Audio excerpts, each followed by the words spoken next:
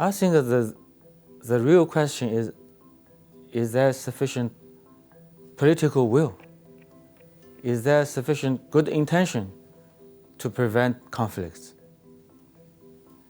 If people have such goodwill and if people act in good faith, they could always find effective ways of communication.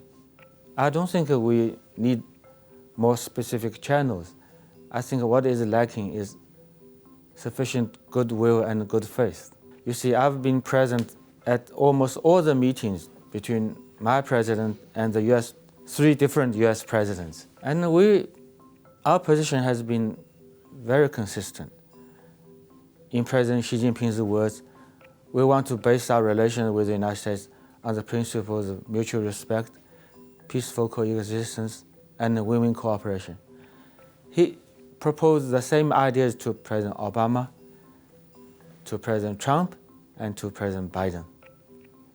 And we are still waiting for positive and constructive response. It has to be two-way traffic. For instance, last November, the two presidents met in Bali on the occasion of the G20 in Indonesia. It was a good meeting. They had a very substantive and long discussion, and they agreed on a number of things. But the problem is that the United States does not always implement the promises they make. So, in other words, very often they hurt their own credibility. There's no sufficient good faith. So how can you ask people to continue such dialogue when a lot of things are said but never done? That's a real problem. You see, they made very good statements at the meeting between the presidents and on other levels. They made promises on stabilizing the relations, on the Taiwan question, and a number of other things. Then the next day,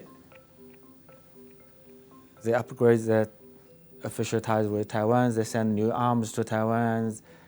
You see, how can you have confidence? What they are saying to you will be what they are going to do.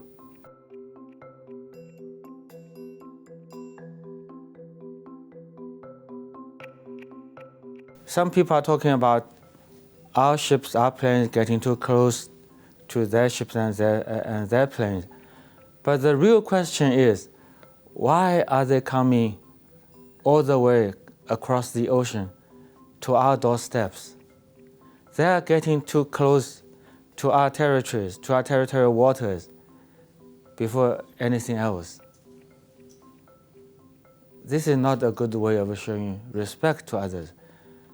It's certainly a disrespect of other countries' sovereignty and territorial integrity.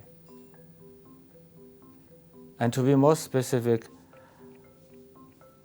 they always prefer unilateral sanctions, including they still have sanctions against our defense minister. Maybe we should have more direct flights between China and the United States. There are too few of them.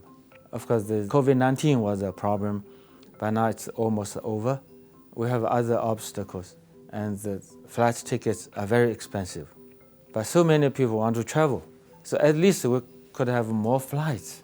This is very specific, this is very concrete. This is for mutual benefit. And I think this should be easier to do.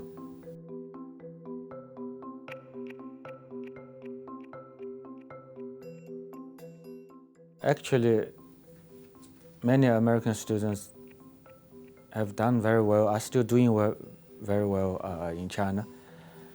And we would encourage and welcome even big numbers of them. And of course, we have more Chinese students in America. But based on my own personal experience in Washington, D.C. when I was the ambassador there, how to handle the visa. Well, every government has the sovereign right to decide whether to issue visas to others or not. There's no question about that. But I have had a number of cases when I was in Washington, D.C. The Chinese students was granted visa by the US Embassy or consulate in China, still they were denied entry at the US ports. When they landed in San Francisco or Los Angeles or whatever US city, they're still denied as they were turned back for whatever reason, for no good reason at all. So I think we have to address this kind of political obstacles to students. And there are ongoing restrictions on Chinese students who want to study what people call STEM, science, technology, engineering, and mathematics. This is kind of discrimination. I don't know what they're going, or if they're going to do anything about that.